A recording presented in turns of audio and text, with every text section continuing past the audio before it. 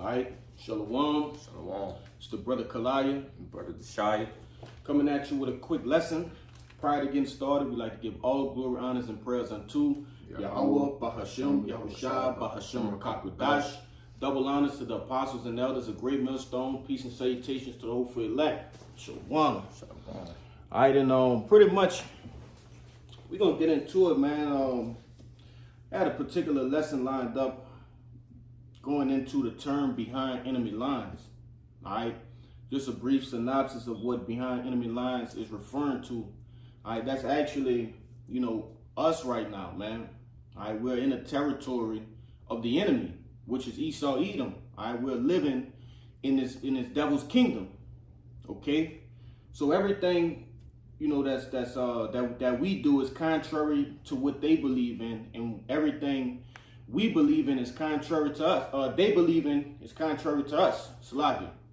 All right, and we just gonna get some scriptures to back that up. So if you could, brother, start me off with that Matthews. The book of Matthew, chapter 10, verse. I think it was 10 and 16. This 10 and 16. Behold, I send you forth as sheep in the midst of wolves. All right, stop right there. All right, a sheep is a clear enemy to a wolf, man. All right, and a sheep really don't have no defense. You see, and that sheep represents us, man. All right, and the wolves are ultimately going into Esau, Edom, but it's 2/3 other nations, all right, as well, man. Okay, because they had the power to devour us. You see, but go ahead, finish it out.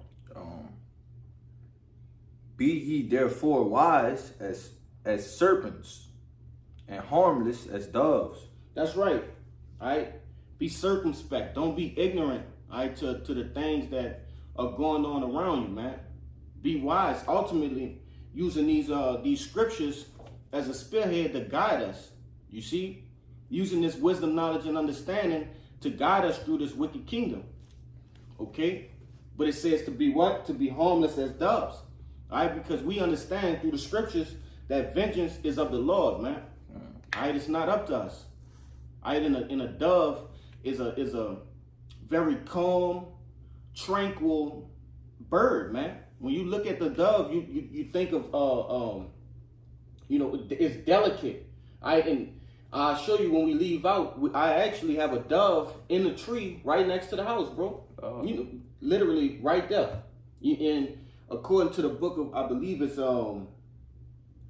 Sirach. Don't quote me on it, but the dove is actually the Lord's favorite bird. But you had a precept? Yeah, I had a precept first. Backing up the like how we don't mix. The book of Ecclesiasticus, chapter 13, verse 15. Every beast loveth his light, and every man loveth his neighbor. All flesh consorted according to his kind, and a man will cleave to his light. Is the point.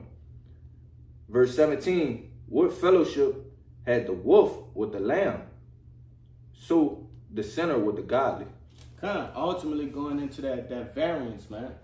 I didn't when you go into it, first and foremost in Genesis, the 25th chapter, it tell you that we are two different manners of people. Okay? Esau, Edom, and the Israelites. Alright?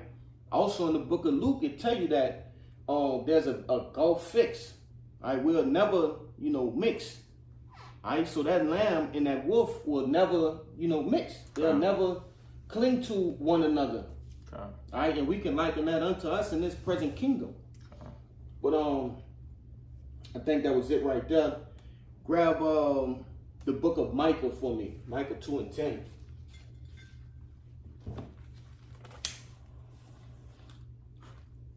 It's the book of Micah, chapter 2, verse 10. It says, Arise ye and depart, for this is not your rest. All right, and we always have to make that disclaimer All right, that's not actually talking about getting on a plane and leaving, man, leaving America. All right, it's talking about spiritually leaving. Okay, putting down these different doctrines, all right, that are produced by Esau, Edom, all right, in America in a whole. Okay, go ahead. It says, because it is polluted, it shall destroy you, even with a sore destruction. That's right, man. So, ultimately, don't get comfortable here in America, all right? Because like the title said, we're behind enemy lines right now, all right? I don't know, no soldier, warrior that's comfortable behind enemy lines, because everything is set out to kill you when you're behind enemy lines, man. It's unfamiliar. You don't know the territory. You don't know the people, all right? The two different ways of life are different, okay? But the Lord has given us these laws, statutes, and commandments, ultimately this wisdom to endure behind enemy lines, all right? 2/3 of our people have become comfortable, all right, with the ways that are contrary to ours, man, to our nationality, you see? But grab Isaiah 5:20 for Bakashah.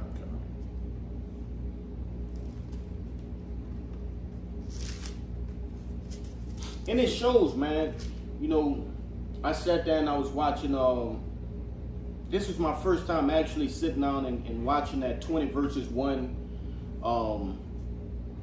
little I don't know what you call it, show, I guess YouTube show, something like that. And, it's become quite popular. But it's me looking at that, man. It was actually a older Eve against 20, young Jakes, loud mouth. She's unruly, and it just was disgusting to see that. And ultimately, you have to remember that we behind enemy lines. Our people, 2/3 of our people have looked at the things of America, that America brings, and said that they are comfortable with this. All right, they have conformed themselves to the American way of life, man. Go ahead. This is the book of Isaiah, chapter 5 and verse 20.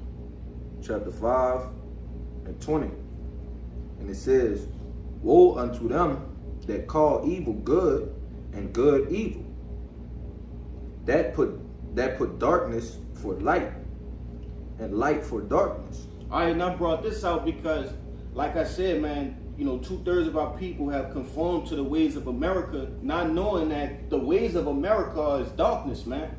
And they look at it as light. You see, and it says, "Woe unto them." Woe means destruction, huh? They don't understand that the ways, we waiting for evac. Okay, we waiting on, Yahushua and the chariots to deliver us from this place. You see, they want to stay behind enemy lines. They forgot that they have a home to go to. Right.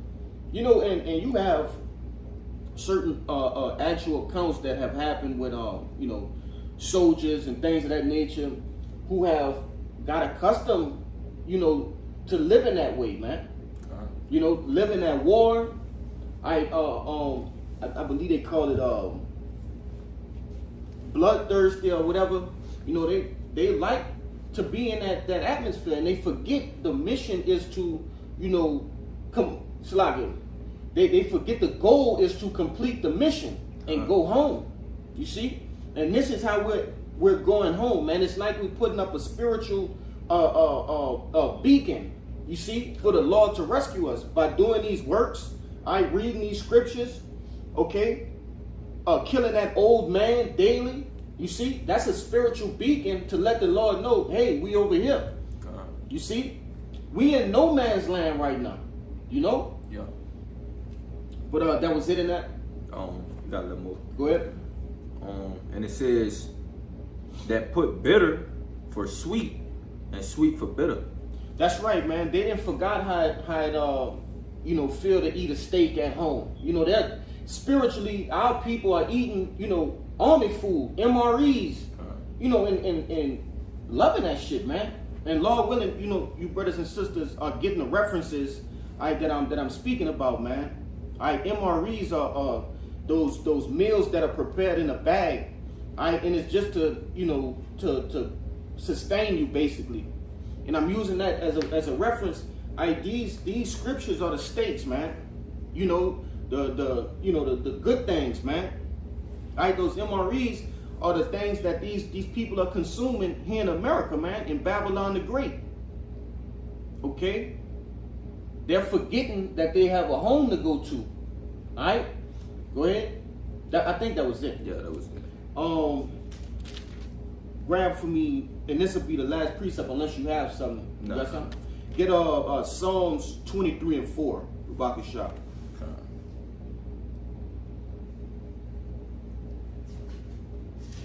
Hey, before you grab that, look on your phone real quick. I forget where it's at. I'll grab the Psalms. But it says, the captive hasten to be loosed. I'll grab the Psalms real quick, though.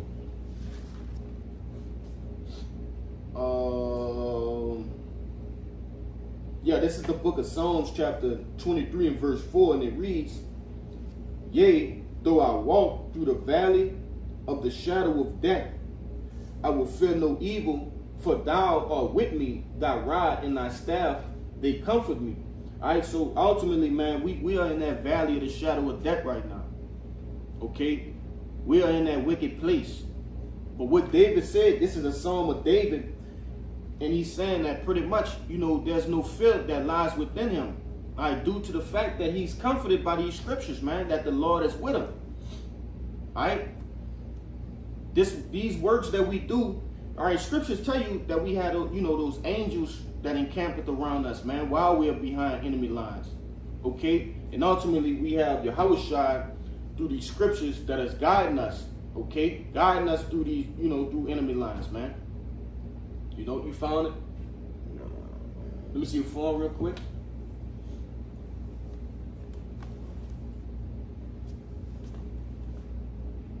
Salakia.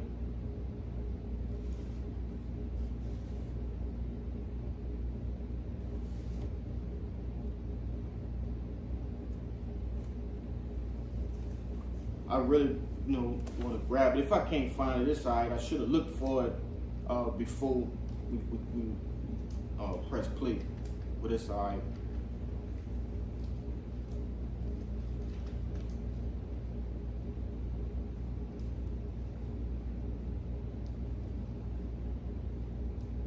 Yeah, it's Isaiah 51 and 14.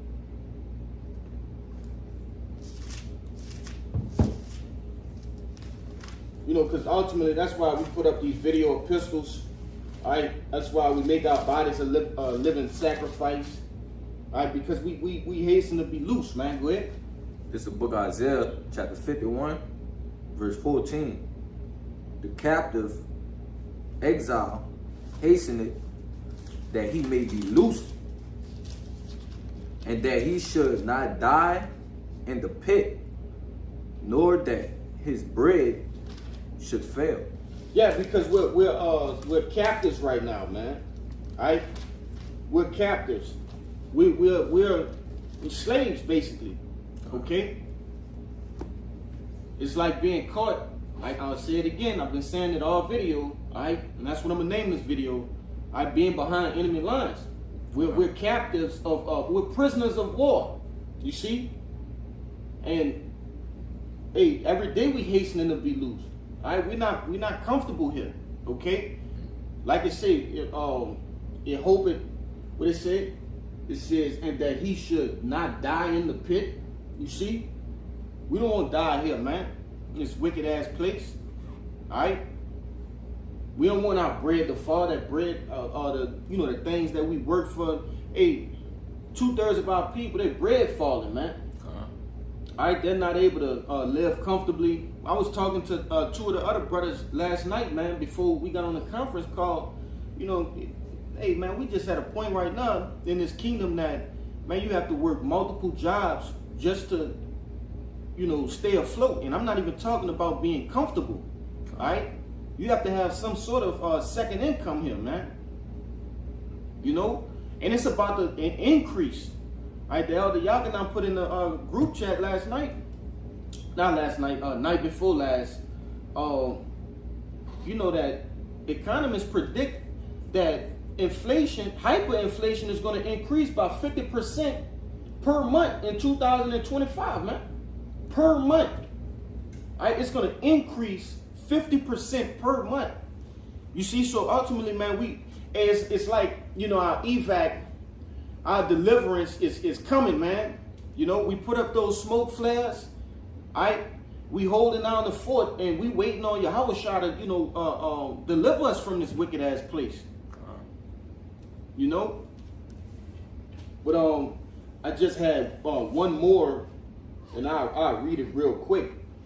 This is the book of Ecclesiastes in the Bible, 7:7, and it reads, "Surely oppression maketh a wise man mad, and a gift destroyeth the heart." All right, that's like the enemy giving our people gifts. All right, cars, clothes, you know, different foods, things of that nature. Instagram, video games, these different comforts, and it's destroying their heart. It's making them forget that they're prisoners. You see? But it says, surely oppression maketh the wise man mad. All right? We're wise because of these scriptures. The scriptures brought us back to our nationality. You see? The ways of Yahweh Ba'ashem Yahushai. And it says, surely. So, of course, it's going to make a wise man mad. Because we understand that we're prisoners now. Okay? And we just longing to get back home, man, to familiar territory, to familiar faces. You see? So we can rest. When you behind enemy lines, you can't rest, but you can't rest. You know, those men, you know, I'm into, you know, different war movies and documentaries, you know, about war and things of that nature. Those men that are, you know, behind enemy lines, their sleep is not real sleep. It's just, you know, resting pretty much. They can't actually, you know, fall into a deep slumber. Yeah. You know, they can't sit down and cook the food, put seasonings, and, you know, enjoy the food. They eating in haste because the enemy can be around the corner at any time. You see? But it says, better is the end of a thing, verse 8. Better is the end of a thing than the beginning thereof. And the patient in spirit is better than the proud in spirit. All right? It says better is the end of a thing. Okay? Our mission is coming to a closing, man. We've came here in Babylon the Great. You know, through cargo slave ships, completed that prophecy. All right? Now we rolling down to the last little bits of prophecy, man. RFID microchip. You see? World War III. And then what? You know, deliverance, man. You see, our mission is almost over. We're almost going home. And it said, the patient in spirit is better than the proud in spirit. All right, the patient is going into the elect, man. Okay? The elect, we're patiently waiting, patiently hastening the coming of our Lord, Yahushua. All right, the proud in spirit, 2/3 of our people have been likened unto the, you know, Esau, Edom, man. They're father the devil. You see, they have become proud, just as proud as Edom, man. You know, you had anything you wanted to say, Al? Con. So, you know, Lord willing, the point has been made. All right, the message has been given, first and foremost to the hopeful elect, and then those that cling unto the body. So prior to getting out of here, we want to give all glory, honors, and prayers unto Yahweh, Bahashem, Yahushua, Bahashem, Rakakwadash. Double honors to the apostles and elders of the great millstone. Peace and salutations to the hopeful elect. Shalom. Shalom.